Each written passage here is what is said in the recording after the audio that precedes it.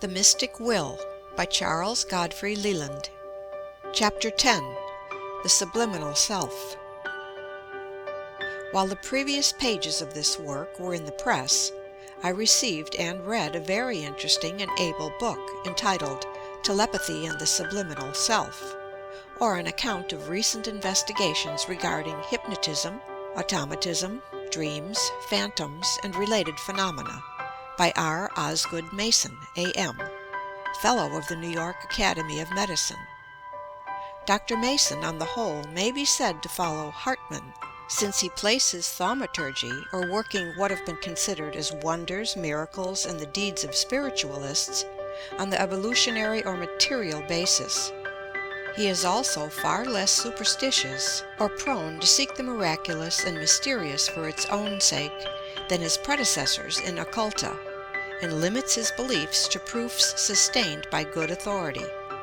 He recognizes a second, or what he calls a subliminal self, the spirit of our soul, acting independently of waking conscious judgment, a mysterious alter ego which has marvelous power.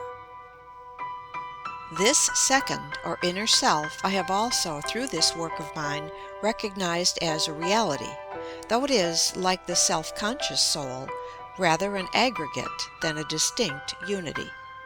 Thus we may for convenience sake speak of the memory, when there are in fact millions of memories, since every image stored away in the brain is one, and the faculty of revising them for the use of the waking soul is certainly apart from the action of bringing them into play in dreams. In fact, if we regard the action of all known faculties, we might assume with the Egyptians that man had not merely 8 distinct souls, but 80, or even a countless number. And as the ancients, knowing very little about mental action, classed it all as one soul, so we may call that which is partially investigated and mysterious a second or inner soul, spirit, or subliminal self. That is to say, provisionally, till more familiar with its nature and relations. Dr. Mason, to his credit be it said, has not accepted for gospel, as certain French writers have done, the tricks of self-confessed humbugs. He has only given us the cream of the most strictly attested cases, as related by French scientists and people of unquestioned veracity. And yet, admitting that in every instance the witness sincerely believed that he or she spoke the truth, the aggregate is so far from confirming the tales told, that consideration and comparison would induce very grave doubt. Thus, who could have been more sincere, purely honest or pious than Justinus Kerner, whom I knew personally, Swedenborg, Eschenmayer, and all of their school, yet how utterly irreconcilable are all their revelations. Therefore, while I have cited illustration and example as affording unproved or hearsay evidence, I, in fact, decidedly reject not only all tradition as proof on occult subjects, but all assertion from any quarter, however trustworthy, asking the reader to believe in nothing which he cannot execute and make sure unto himself. Tradition and testimony are very useful to supply ideas or theories, but to actually believe in anything beyond his experience, a man should take sufficient interest in it to prove it by personal experiment. And therefore, as I have already declared, I not only ask but hope that no reader will put faith in anything which I have alleged or declared, until he has fully and fairly proved it to be true in his own person. The history of true culture, truth, or progress has been that of doubt or disbelief in all which cannot be scientifically proved, or made manifest to sensation and reflection, and even in this the most scrupulous care must be exercised, since our senses often deceive us. Therefore, in dealing with subjects which have undeniably been made the means of deceit and delusion thousands of times to one authentic instance, it is not well to accept testimony or any kind of evidence or proof, save that which we can establish for ourself. The day is not yet, but it is coming, when self-evidence will be claimed and granted, as to all human knowledge, and the sooner it comes, the better will it be for the world. But I would be clearly understood as declaring that it is only as regards making up our minds to absolute faith in what involves what may be called our mental welfare, which includes the most serious conduct of life, that I would limit belief to scientific proof. As an example, I will cite the very interesting case of the hypnotic treatment of a patient by Dr. Voisin, and as given by Mason. In the summer of 1884, there was at the Salpêtrière a young woman of a deplorable type, Jean S., who was a criminal lunatic, filthy, violent, and with a life history of impurity and crime. M. Auguste Voisin, one of the physicians of the staff, undertook to hypnotize her May 31st. At that time she was so violent that she could only be kept quiet by a straitjacket and the constant cold douche to her head. She would not look at M. Voisin, but raved and spat at him. He persisted, kept his face near and opposite to hers, and his eyes following hers constantly. In 10 minutes she was in a sound sleep, and soon passed into a somnambulistic condition. The process was repeated many days, and she gradually became sane while in the hypnotic condition, but still raved when she woke. Gradually then she began to accept hypnotic suggestion, and would obey trivial orders given her while asleep, such as to sweep her room, then suggestions regarding her general behavior. Then, in her hypnotic condition, she began to express regret for her past life, and form resolutions of amendment, to which she finally adhered when she awoke. 2 years later she was a nurse in one of the Paris hospitals, and her conduct was irreproachable. M. Voisin has followed up this case by others equally striking. This is not only an unusually well authenticated instance, but one which seems to carry conviction from the manner of narration. Yet it would be absurd to declare that the subject neither deceived herself nor others, or that the doctor made no mistakes, either in fact or involuntarily. The whole is, however, extremely valuable from its probability, and still more from its suggesting experiment in a much more useful direction than that followed in the majority of cases recorded in most books, which, especially in France, seem chiefly to have been conducted from a melodramatic or merely medical point of view. Very few indeed seem to have ever dreamed that a hypnotized subject was anything but a being to be cured of some disorder, operated on without pain, or made to undergo and perform various tricks, often extremely cruel, silly, and wicked, the main object of all being to advertise the skill of the operator. In fact, if it were to be accepted that the main object of hypnotism is to repeat such experiments as are described in most of the French works on the subject, humanity and decency would join in prohibiting the practice of the art altogether. These books point out and make clear in the minutest manner how every kind of crime can be committed, and the mind brought to regard all that is evil as a matter of course. The making an innocent person attempt to commit a murder or steal is among the most unusual experiments, while on the contrary any case like that of the reform of Jean S. is either very rare, or else is treated simply as a proof of the skill of some medico. The fact that if the successes which are recorded are true, there exists a stupendous power by means of which the average morality and happiness of mankind can be incredibly advanced and sustained, and education, art in every branch, and in a word all culture, be marvelously developed on a far more secure basis than in the old systems, does not seem to have occurred to any of those who possessed, as it were, gold, without having the least idea of its value or even its qualities. Happiness in the main is a pleasant, contented condition of the mind, that is to say, a state of mind. To be perfect, as appears from an enlarged study of all things or phenomena in their relations, since every part must harmonize with the whole. This happiness implies duty and altruism, every whit as much as self-enjoyment. This agrees with and results from scientific experience.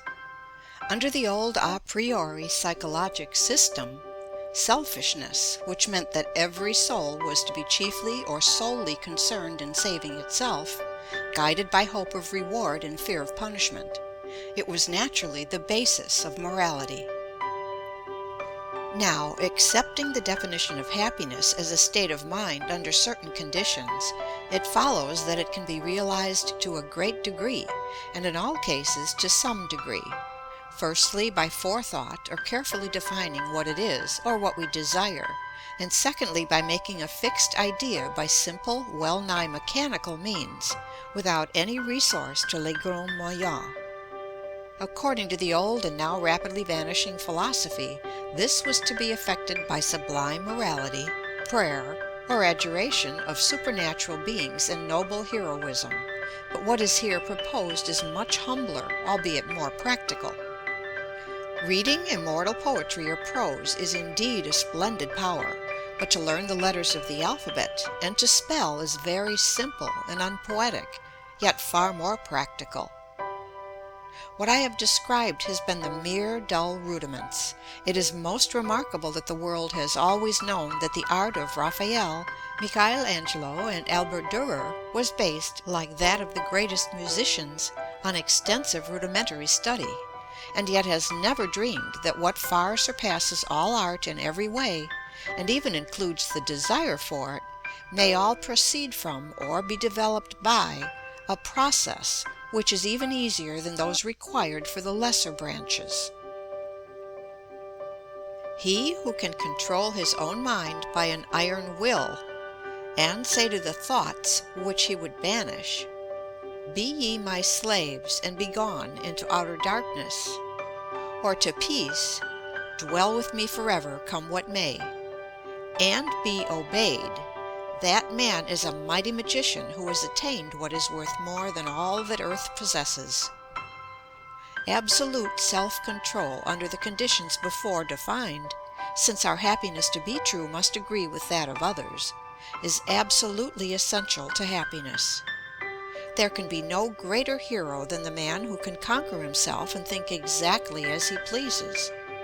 That which annoys, tempts, stirs us to being irritable, wicked, or mean, is an aggregate of evil thoughts or images received by chance or otherwise into the memory, developed there into vile unions and new forms like coalescing animalcule, and so powerful and vivid or objective do they become that men in all ages have given them a real existence as evil spirits. Every sane man living can, if he really desires it, obtain complete absolute command of himself, exorcise these vile demons and bring in peace instead, by developing with determination the simple process which I have described. I have found in my own experience a fierce pleasure in considering obnoxious and pernicious thoughts as imps or demons to be conquered, in which case pride and even arrogance become virtues, even as poisons in their place are wholesome medicines. Thus he who is haunted with the fixed idea, even well nigh to monomania, that he will never give way to ill temper, that nothing shall disturb his equanimity, need not fear evil results any more than the being haunted by angels. Now we can all have fixed or haunting ideas on any subject which we please to entertain. But the idea to create good and beneficent haunting has not, that I am aware, been suggested by philosophers. That mental influence can be exerted hypnotically most directly and certainly by one person upon another is undeniable. But this requires firstly a susceptible subject, or only one person in 3 or 4, and to a degree a specially gifted operator, and very often heaven-sent moments. However greatly mortals may require it, all cannot go to Corinth who desire it. But forethought, self-suggestion, and the bringing the mind to dwell continuously on a subject are absolutely within the reach of all who have any strength of mind whatever, without any aid. Those of feebler ability yield, however, all the more readily, as in the case of children, to the influence of others or of hypnotism by a master.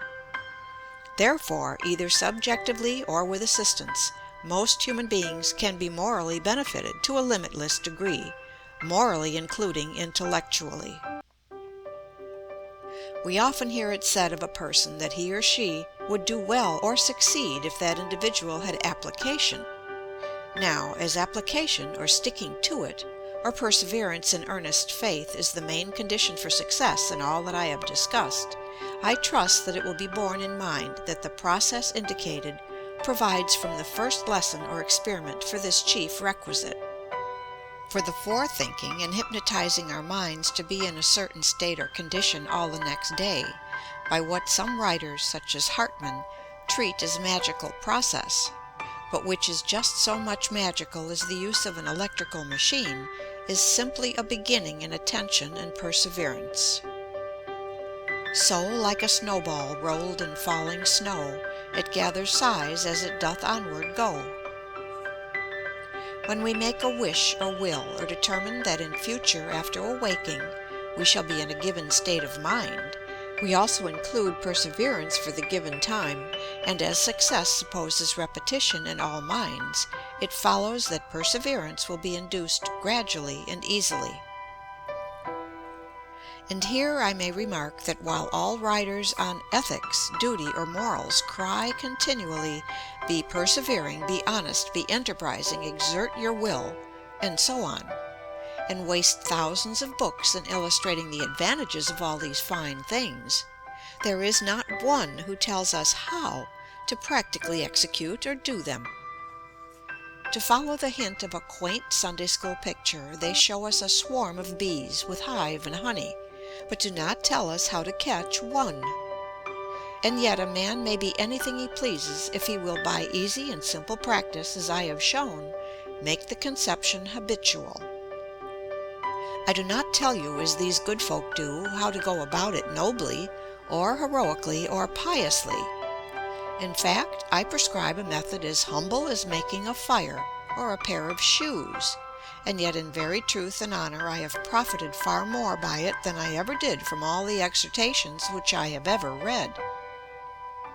Now there are many men who are not so bad in themselves in reality, but who are so haunted by evil thoughts, impulses, and desires, that they, being taught by the absurd old heathenish psychology that the soul is all one spiritual entity, believe themselves to be as wicked as Beelzebub could wish, when in fact these sins are nothing but evil weeds which came into the mind as neglected seeds, and grew apace from sheer carelessness.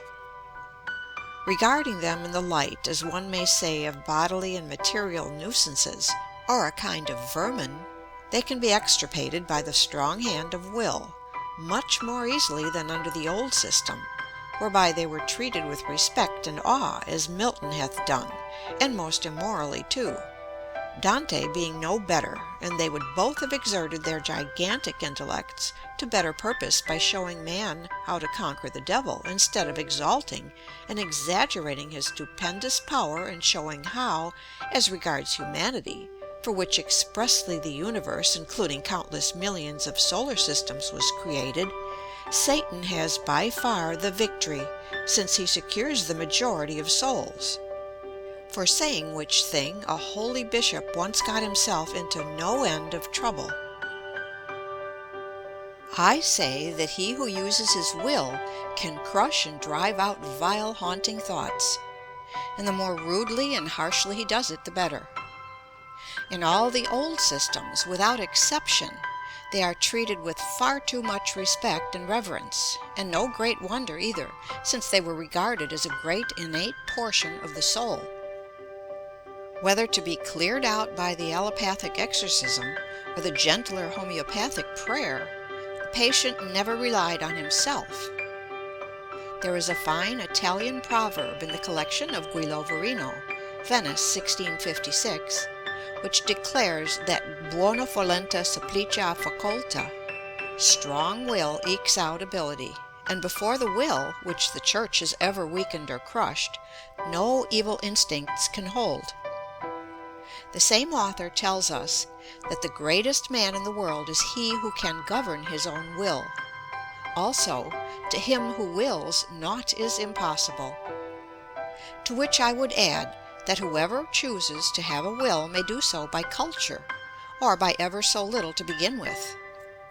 Nay, I have no doubt that in time there will be societies, schools, churches, or circles in which the will shall be taught and applied to all moral and mental culture. He who wills it sincerely can govern his will, and he who can govern his will is 1,000 times more fortunate than if he could govern the world. For to govern the will is to be without fear, superior and indifferent to all earthly follies and shams, idols, cants, and delusions. It is to be lord of 1,000 isles in the sea of life, and absolutely greater than any living mortal, as men exist. Small need has that man to heed what his birth or station in society may be, who has mastered himself with the iron will. For he who has conquered death and the devil need fear no shadows. He who masters himself by will has attained to all that is best and noblest in Stoicism, Epicureanism, Christianity, and Agnosticism. If the latter be understood not as doubt, but free inquiry, and could men be made to feel what all this means, and what power it bestows, and how easily it really is to master it, we should forthwith see all humanity engaged in the work. It has been declared by many in the past, in regard to schooling their minds to moral and practical ends, that leading busy lives they had not time to think of such matters. But I earnestly protest that it is these very men of all others who most require the discipline which I have taught, and it is as easy for them as for anybody, as it indeed ought to be easier, yes, and far more profitable.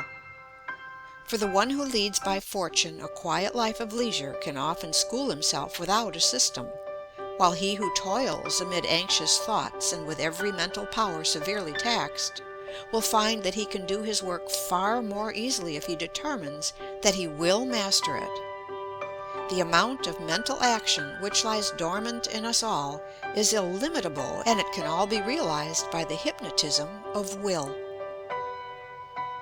End of Chapter 10. The Subliminal Self. Recording by Pamela Krantz.